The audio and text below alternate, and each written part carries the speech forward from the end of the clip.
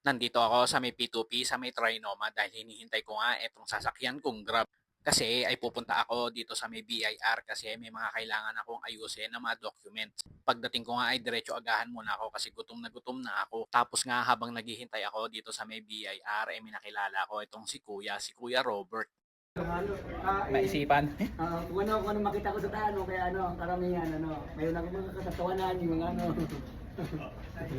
mayroon ako mga katatawanan, mga mayroon ano ko sa'yo.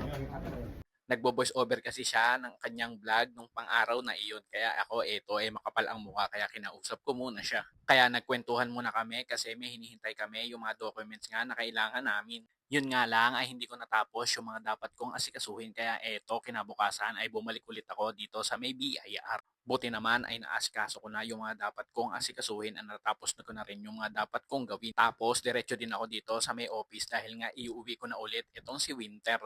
Binigay na kasi ulit siya sa akin ni ate. Kasi nga ay pinagbawalan na siya ng kanyang biyanan na mag-alaga ng pusa dahil nga sa mabuo balahibo daw ito. Nung pasakay na nga kami ng bus ay mukhang ayaw na itong konduktor na pasakayin kami. Kasi nga nung oras na iyon ay walang pampers itong si Winter. Kasi baka daw mamaya ay tumae, ay mabaho daw pagdating sa bus.